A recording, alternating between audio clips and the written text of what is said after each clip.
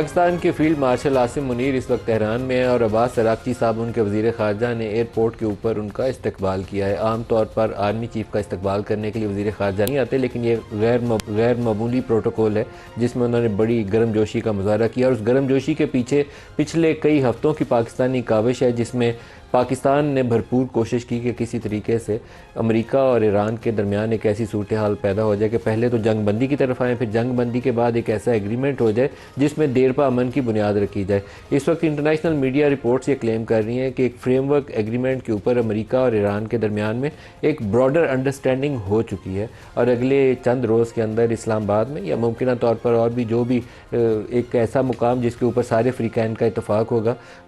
सदर ट्रंप तो कह चुके हैं कि इस्लामाबाद आएगा अमेरिकी जो डेलीगेशन है और इस्लामाबाद में ही होगी, किसी और जगह क्यों जाएं। लेकिन ईरानियन साइड से जब हमने पूछा तो उन्होंने कहा कि वेन्यू हतमी तौर पर भी तय होना बाकी है। लेकिन फील्ड मार्शल की इस वक्त तेहरान में मौजूदगी और जितनी हाई प्रोफाइल उनकी मीटिंग्स होंगी अगले 24 घंटे के अंदर, उससे कभी इम्कान यही है कि वो कालीबाफ से मिलेंगे या IRGC की लीडरशिप से मिलेंगे। तो उसके बाद इस्लामाबाद में उस डेलीगेशन को आना चाहिए और 2-3 जो बुनियादी नुकात हैं उसमें सर फहरिस्त अमेरिका को एक विक्ट्री ट्रॉफ़ी चाहिए। विक्ट्री ट्रॉफ़ी उनको सिर्फ मिल सकती है कि न्यूक्लियर के स्टॉक पाइल्स और उनके एनरिचमेंट के ऊपर एक अंडरस्टैंडिंग हो जाए, जिसको वो अमेरिकी अवाम को बता सकें कि हमने हमला इसलिए किया था कि ईरान को एक एटमी हथियार बनाने से रोकना था। हालांकि जब ये ओमान में इनकी बातचीत चल रही थी उस वक्त भी एक किसी हद तक इत्तेफाक राय मौजूद था, लेकिन इसराइल के उकसाने के ऊपर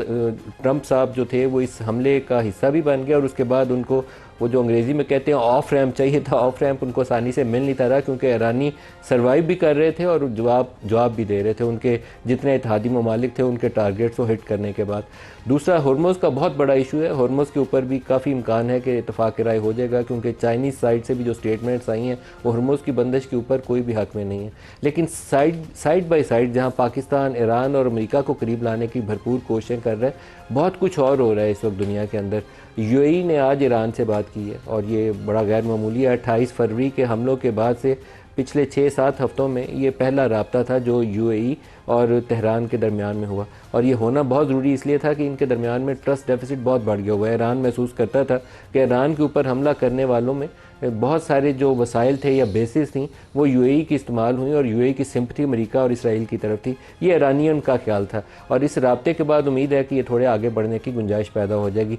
सऊदी फॉरेन मिनिस्टर के साथ और ईरानियन फॉरेन मिनिस्टर के दरमियान में 2 या 3 मौके के ऊपर इसी अरसे में बात हुई, बल्कि जब ये पीस टॉक्स चल रही थी तो सऊदी फाइनेंस मिनिस्टर इस्लामाबाद में मौजूद थे और आज जब फील्ड मार्शल तेहरान में उतरे हैं उसी वक्त पाकिस्तानी प्राइम मिनिस्टर सऊदी अरब में जद्दा के एयरपोर्ट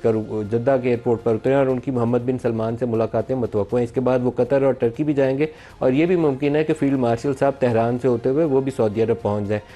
पाकिस्तान में 4 ममालिक ने इजलास किया है, जिसमें टर्की, इजिप्ट, सऊदी अरेबिया और चौथा पाकिस्तान है और ये चारों मिलकर भी आपस में डिस्कस कर रहे हैं कि किस तरीके से मामला को बेहतर तरीके से संभालना है। तो ये ईरान के ऊपर हमला होने के बाद एक नई दुनिया जो है वो इस रीजन के अंदर बेदार हो रही है। क्या शक्ल इख्तियार करेगी ये तो शायद आइंदा हफ्तों और महीनों के अंदर कुछ चीज़ें अपना रुख इख्तियार करेंगी, लेकिन मेजर डेवलपमेंट्स हो रही हैं। अल्लाह करे कि ये ऐसी पेशरफ्त हो जिससे इस इलाके के अंदर देरपा अमन भी कायम हो और लोगों को तरक्की के मौके भी मिले।